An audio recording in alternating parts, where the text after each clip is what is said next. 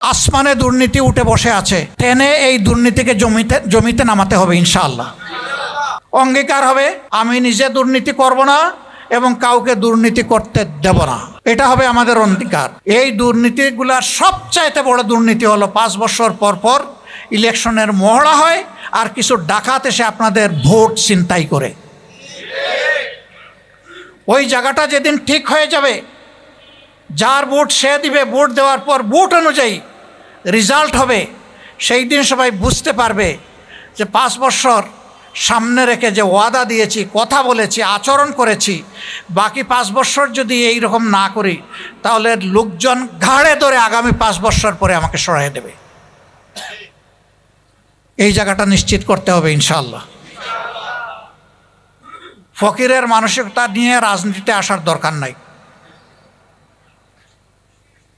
ভোটের সময় কাচুমাচু করবেন, পায়ে ধরবেন, দরবেশের টুপি মাথায় পরবেন, হাতে তসবি নেবেন, আর ভোট যাওয়ার পরে আপনার সব চেহারা পাল্টে যাবে।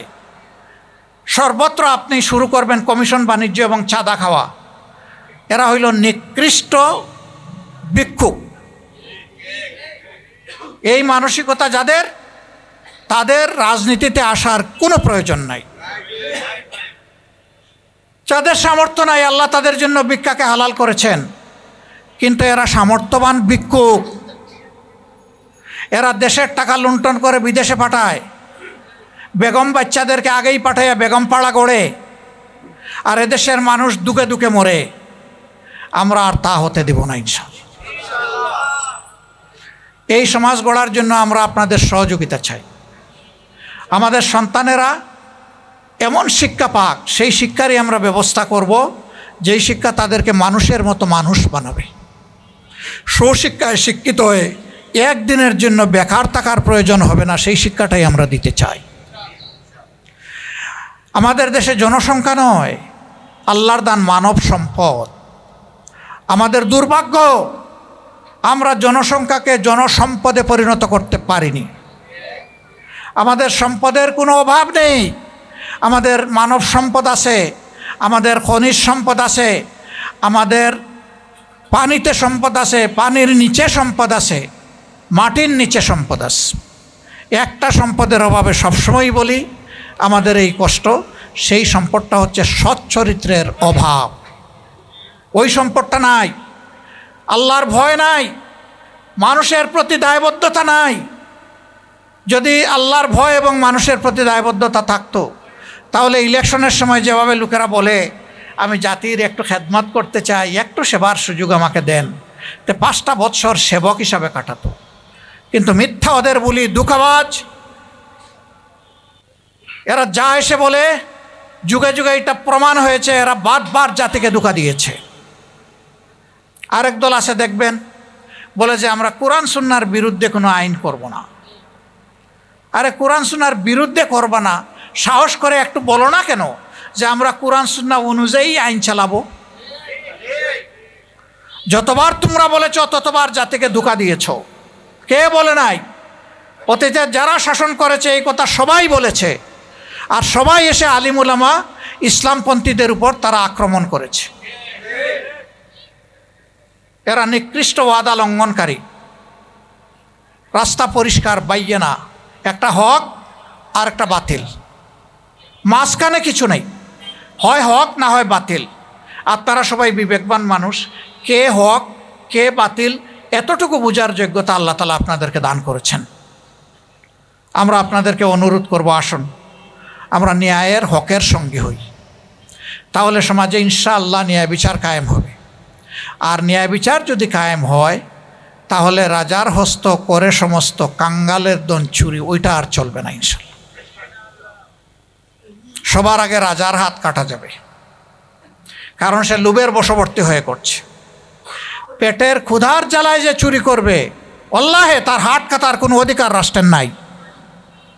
আগে তার পেটের খাবারের যোগান দিতে হবে, হালাল রুজির পথ খুলে দিতে হবে। রুজিতে অক্ষম হলে তার দায়িত্ব রাষ্ট্রকে নিতে হবে। যদি এতেও সে না থামে, তখন তার উপরে শরীয়তের হুকুম চলতে পারে, এর আগে নয়। অনেকে মনে করে যদি কোরআনের আইন চালু হয় তাইলে বোধহয় এক এক করে লক্ষ লক্ষ মানুষের হাত কাটা যাবে না তো? সারা রাষ্ট্রে 2 জনের হাত কাটা গেলে সবার কান খাড়া হয়ে যাবে। তবে হ্যাঁ, হাতটা যেন কোনো গরিবের কাটা না হয় সেই দিকে খেয়াল রাখতে হবে। যার হাত কাটলে সারা দেশে খবর হবে তারই হাত কাটতে হবে। তবে আমরা এটা চাই না যে একটা মানুষের হাত কাটা যাক, আমরা চাই সবাই সৎ হয়ে যাক, অতীতের সমস্ত গুনাহাতা ভুলের জন্য তওবা করে ভালো মানুষ হয়ে যাক। রাসূল আকরাম সাল্লাল্লাহু আলাইহি সাল্লাম মক্কা বিজয়ের সময় যখন ফিরে এসেছিলেন তখন আরবের লোকেরা কি পরিমাণ খারাপ ছিল এটা আপনারা জানেন। তারা নিজের ঔরসজাত মেয়েকে জীবিত কবর দিত অথবা হত্যা করে নিজেই ধাক্কা দিয়ে গর্তের মধ্যে ফেলে দিয়ে মাটি চাপা দিত। এরা ছিল এত নিকৃষ্ট। কাবাগরের চতুর্দিকে উলঙ্গ করে যুবতী মেয়েদেরকে তারা দৌড়াতো আর হাততালি দিয়ে এনজয় করত। এরা এত নিকৃষ্ট, আল্লাহর ঘরের সাথে এই অপমানজনক আচরণ করতো, এই বেয়াদবি করত। কিন্তু মক্কা বিজয় যখন হলো, আল্লাহ রসুল একটা সাদা উটের পিঠে বা কচ্ছড়ের পিঠে, তিনি জিজ্ঞেস করলেন, ও মক্কাবাসী, আজকে মোহাম্মদের কাছে তোমরা কি চাও? সর্দার বুদ্ধিমান আবু সুফিয়ান মাথা উঁচু করে দাঁড়ায় বললেন, আপনি আমাদের সম্মানিত ভাই, আপনি আমাদের স্নেহের বাতিজা, বলেই বসে গেলেন। কি চান এটার বললেন না। মুহাম্মদ রাসূলুল্লাহ সাল্লাল্লাহু আলাইহি সাল্লামের কাছে মেসেজ ক্লিয়ার হয়ে গেল। একজন ভাই তার ভাইয়ের কাছে যা চায়, একজন ভাতিজা তার চাচার কাছে যা চায়, আজকে মক্কাবাসী আমার কাছে তাই চায়। এই সময় আল্লাহর রসুলের মনে আসলো, এরা তো হজরতে সুমাইয়াকে খুন করেছে, এরা তো এইরকম আরো অনেক মানুষকে করেছে, আমাকে খুনের সিদ্ধান্ত নিয়েছে, এখন এর জবাব কি হবে? তিনি আসমানের দিকে আল্লাহ তাআলার ফয়সালার জন্য তাকিয়ে থাকলেন। আল্লাহ তাআলার পক্ষ থেকে সিদ্ধান্ত আসলো। আল্লাহ রসুলের মুখ উজ্জ্বল হয়ে উঠল। তিনি সাহাবীদেরকে আওয়াজ দিয়ে বললেন, ও আমার মায়ার সাহাবীরা, আজকে মক্কার অলিতে গলিতে তোমরা ঢুকে পড়ো আর চিৎকার দিয়ে সবাইকে জানিয়ে দাও, আজকের এই মহান দিনে মহান আল্লাহর পক্ষ থেকে মক্কাবাসীকে ক্ষমা করা হয়েছে। তাদের জীবন, সম্পদ এবং ইজ্জত সম্পূর্ণ নিরাপদ। তবে ইল্লা আশারা, 10 জনের ব্যাপার আলাদা। যারা মানুষ করেছে এদের মৃত্যুদণ্ড কার্যকর করা হবে। এরা যদি কাবাগরের ভিতরেও লুকিয়ে আশ্রয় নেয়, ওখান থেকে বের করে তাদেরকে আঙ্গিনায় এনে মৃত্যুদণ্ড তাদের উপর কার্যকর করা হবে। কাবার গিলাফের চাদরের ভিতরে যদি লুকিয়ে থাকে, ওখান থেকে টেনে বের করে তাদেরকে হত্যা করা হবে। এই 10 জনের নাম এক এক করে বলে দিলেন। যারা এরকম অপরাধী তারা আগেই টের পেয়ে গেছে। ব্যাকল 3 জন থেকে গেছে, ওদের উপর মৃত্যুদণ্ড কার্যকর হয়েছে। 7 জন বেঁচে গেছে। বেঁচে যাওয়ারা ম্যাক্সিমাম পালিয়ে গেছে। এর মাঝে একজন ছিল আমর ইবনে হিশাম, যাকে আমরা আবু জেহেল হিসাবে চিনি। তার ছেলে ইকরামা, সেও পালিয়ে গেছে, পরিবার ফেলে ইয়ামনে চলে গেছে। এই সাধারণ ক্ষমা ঘোষণার পরে প্রথমে পুরুষরা আল্লাহ রসুলের কাছে ঈমান গ্রহণ করেছেন, তারপরে মহিলারা আস্তে আস্তে এসে তারাও গ্রহণ করেছেন। যখন মহিলাদের শপথ গ্রহণ শেষ, তখন ইকরামার স্ত্রী তিনি আল্লাহ রসুলকে সামনে এসে সালাম দিয়ে বললেন, হে আল্লাহ রসুল, আমি একজন অসহায় মহিলা, আমার শ্বশুর মারা গিয়েছেন বদরের যুদ্ধে আপনাদের হাতে, আমার স্বামী একজন হত্যাকারী খুনি, আপনি যে 10 জনের নাম ঘোষণা করেছেন এর মধ্যে আমার স্বামীর নাম আছে, আপনি চেয়ে দেখেন আমার এই 3টা মেয়ে বাচ্চা, আমি একজন মহিলা, আমাদের পরিবারে আর কোনো পুরুষ লোক নাই, আমি কি আপনার কাছে একটু আরজ করতে পারি? আল্লাহ রসুল বললেন, মা তুমি আরজ করো, কি তোমার আরজ? মা ডাকলেন। সে বলল, হে আল্লাহ রসুল, আমি কি আমার স্বামীর নিরাপত্তা আপনার কাছে চাইতে পারি? এবারও আল্লাহ রসুল আসমানের দিকে তাকালেন। এরপরে খুশি মনে বললেন, তোমাকে মা হিসাবে সম্মান করা হলো, তোমার স্বামীকে তুমি এবং তোমার বাচ্চাদের জন্য নিরাপত্তা প্রদান করা হলো। ইকরামার স্ত্রী ইয়েমেনে গিয়েছেন, স্বামী গো আসো, তুমি মাপ পেয়ে গেছো আল্লাহর পক্ষ থেকে, আল্লাহ রসুল এটা ঘোষণা দিয়েছেন। কয় তুমি পাগল হইছো, আমারে আল্লাহ রসুল ছাড় দিবে? আমার বাবা যখন হজরতে সুমাইয়া রাদিয়াল্লাহু তাআলা আনহা ইসলামের প্রথম শহীদকে বর্ষা দিয়ে হত্যা করে, আমি সেই হত্যা আমার বাবার হাতে তুলে দিয়েছিলাম। ইসলামের প্রথম শহীদের বর্ষা, হত্যাকারী বাবা আর আমি তার সাহায্যকারী। এরপরে আমার হাতে আরও 3 জন লোক মুসলমান নিহত হয়েছে। মুহাম্মদ আমাকে ছাড় দেবে না। স্ত্রী এবার কঠোর হয়ে গিয়ে বলল, তুমি কি তোমার জীবনে কখনো কাউকে বলতে শুনেছ যে মুহাম্মদ সাল্লাল্লাহু আলাইহি সাল্লাম কখনো মিথ্যা কথা বলেছেন? কয় না, তা শুনিনি। ওয়াদা করলে ভঙ্গ করেছেন? কয় না, তা শুনিনি। আমানত তার কাছে রাখলে এটা তিনি রক্ষা করেন নাই, খেয়ানত করেছেন? কয় না, তা শুনিনি। তখন হাতে ঝাঁকুনি দিয়ে তার স্ত্রী বলছে, আল্লাহর কসম, আল্লাহ রসুল আমাকে যা বলেছেন, আমার 2 কানে যা শুনেছি তা কখনো মিথ্যা হতে পারে না, আমি তোমাকে নিয়েই ছাড়ব। সে বলছে, আমার জীবনটা বিপন্ন করো না। আবার ঝাঁকুনি দিয়ে বলছে, তাহলে তোমার সাথে আমার সম্পর্ক থাকবে না। আমি আল্লাহ রসুলকে শতভাগ বিশ্বাস করি। এখন আর কি করবে? বেচারা ওয়াইফের কথায় চলে আসছে। ওয়াইফ রসুল সাল্লাল্লাহু আলাইহি সাল্লামের সামনে নিয়ে গেছেন, বায়াত নিয়েছেন, ঈমান কবুল করেছেন। আল্লাহ রসুল তাকে জড়িয়ে ধরেছেন, তাকে কপালে চুমু দিয়েছেন। খিয়ারকুম ফিল জাহিলিয়াতে খিয়ারকুম ফিল ইসলাম। মূর্খতার যুগে তোমরা যারা ভালো, ইসলামের যুগে ইনশাল্লাহ তোমরা হবে তার চেয়েও ভালো। এই ইকরামা ইবনে আবু জাহেল, তিনি ছিলেন পরবর্তী পর্যায়ে আল্লাহর রসুলের উপর যখন ওহী নাজিল হতো তখন ওহীর লেখক। সুবহানাল্লাহ। তিনি ছিলেন হাদিসের একজন বিশিষ্ট ভাষ্যকার, রাবি।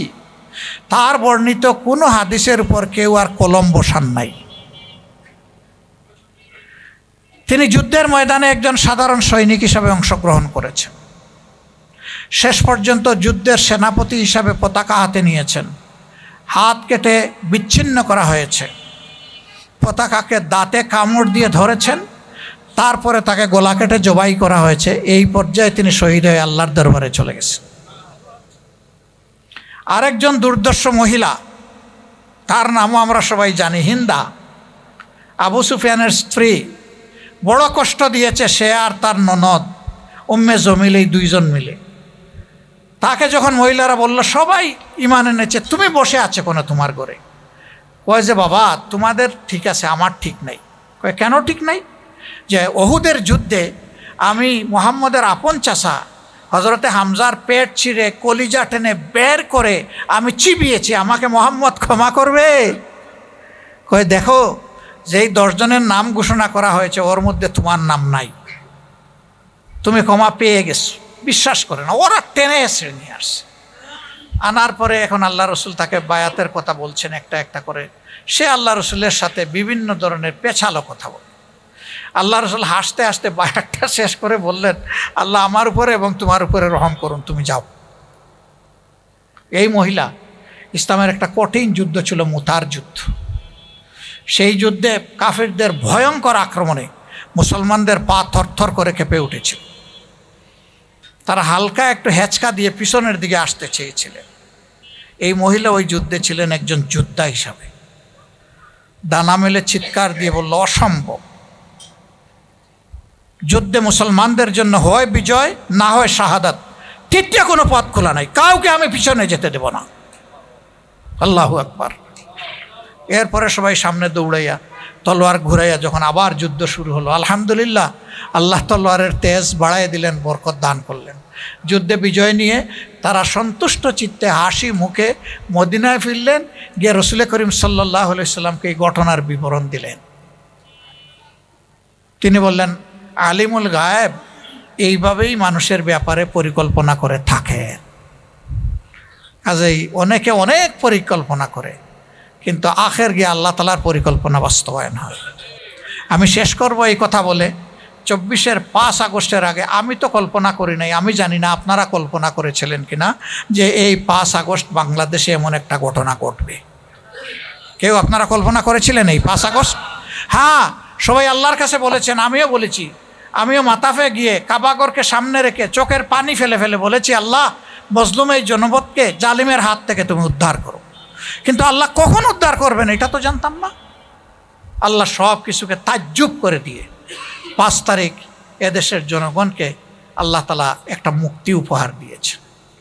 এখন আল্লাহ তাআলা পরীক্ষা করবেন এতগুলা মানুষের জীবনের বিনিময়ে, পঙ্গুত্বের বিনিময়ে, ত্যাগের বিনিময়ে, শুধু 24-এ নয়, একেবারে সেই 9 সাল থেকে আমাদের 57 জন কমিটেড সেনা অফিসারকে হত্যা করা থেকে শুরু করে সেই যে হত্যাকাণ্ডের ধারা, জামাতে ইসলামের সিনিয়র নেতৃবৃন্দকে হত্যা করা, ফাঁসি দেওয়া, অসংখ্য নেতাকর্মীকে শেষ করে দেওয়া, গায়েব করে দেওয়া, আয়না করে নেওয়া, গুম করা, বাড়িঘর ভেঙে তছনছ করে দেওয়া, অফিস আদালত বন্ধ করে দেওয়া, অন্যান্য দলের উপর তাণ্ডব চালানো, হেফাজতে ইসলামের লোকদের উপরে এই তাণ্ডব চালানো, আলিম উলামাকে বেইজ্জত করা, দফায় দফায় জেলে নেওয়া, এই সব কিছুর একটা অবসান হয়েছে। এখন আল্লাহ দেখতে চান আমরা আমাদের হুঁশটা খাটাইয়া আগামীতে চলি কিনা। আমরা যদি একই পথে, কালো পথে, অন্ধকার গলিতে আমরা হাঁটতে থাকি, অন্ধকারে আমরা হারিয়ে যাব। আল্লাহ আমাদেরকে আলো দেখিয়েছেন, তার মেহেরবানিতে দুনিয়ার কোনো শক্তি আমাদেরকে এই বিপ্লবে সহযোগিতা করে নাই। স্বয়ং আসমান থেকে আল্লাহ তাআলার সাহায্য নেমে এসেছিল। যে আল্লাহ তাআলা এতটা মেহেরবানি করলেন, এখন আমাদেরকে সিদ্ধান্ত নিয়ে সাহস করে ভরসা করে সেই আল্লাহর দিকেই আগাতে হবে ইনশাআল্লাহ। আর কাউকে পরোয়া করব না ইনশাআল্লাহ। জীবন একটাই, জীবন কখনো দুটা পাবো না। সেই জীবন হোক আল্লাহর জন্যে, মানবতার কল্যাণের জন্য, প্রিয় দেশের জন্য, প্রিয় জাতির জন্য। আপনারা দোয়া করবেন। অনেকে বলে যে আপনার সিকিউরিটি দরকার, বুলেট প্রুফ একটা গাড়ি দরকার। আমি বলি যে আল্লাহ তাআলার কাছেই আমি বুলেট প্রুফ নিরাপত্তা চাই, আর কারো কাছে চাই না। আমার যেদিন ডাক এসে যাবে, কেউ আমাকে এখানে আর 1 সেকেন্ডও রাখতে পারবে না। আর যতদিন আল্লাহ আমার হায়াত রেখেছেন, কেউ আমাকে এই দুনিয়া থেকে উঠাই ফেলতে পারবে না। সুতরাং আপনারা দোয়া করবেন, এ লড়াই চলবে ইনশাআল্লাহ। এ লড়াই আমরা বন্ধ করব না ইনশাআল্লাহ। এ পথে আমরা থামব না ইনশাআল্লাহ। আমাদের সামনে হিমালয় পর্বত দাঁড়ায় গেলেও আল্লাহ তাআলার শক্তির সাহায্যে সেই হিমালয় পর্বত আপনাদেরকে, জাতিকে সাথে নিয়ে ইনশাআল্লাহ আমরা টপকাবো এবং আমরা মঞ্জিলে পৌঁছবো। যুবক যারা আছেন একটু হাত তুলেন দেখি। কেন আপনি যুবক না? হাত তুলেন। সবাই যুবক। বৃদ্ধ? জি, একটু হাত নামান। আলহামদুলিল্লাহ। বৃদ্ধ সেই ব্যক্তি কাজ দেখলে যে ভয় পায়। বৃদ্ধ সেই ব্যক্তি বাঘ এবং বিড়াল যারাই দেখে তারাই ভয় পায়। আর যুবক হচ্ছে সেই ব্যক্তি সিংহ, বাঘ যাই আসুক সামনে, শুধু আল্লাহকে ভয় পায়, আর কাউকে ভয় পায় না। আমরা সেই আল্লাহর ভয়ের শক্তি অন্তরে ধারণ করে ইনশাআল্লাহ এই জাতিকে আমরা ঐক্যবদ্ধ রেখে সামনে এগিয়ে যাব। আমাদের কোনো বন্ধু সংগঠন বলেছেন তারা যদি নির্বাচনে বিজয়ী হন তাহলে জামাত ইসলামকে বাদ দিয়ে তারা সরকার গঠন করবেন এবং এটা হবে জাতীয় সরকার, ঐক্যের সরকার। আমরা আপনাদেরকে সাক্ষী রেখে আমরা আশাবাদ ব্যক্ত করছি ইনশাআল্লাহ জনগণের ভালোবাসায়, আল্লাহ তাআলার ইচ্ছায় আমরা যদি বিজয়ী হই, আমরা তাদেরকেও সাথে নিয়ে ইনশাআল্লাহ জাতীয় সরকার গঠন করব।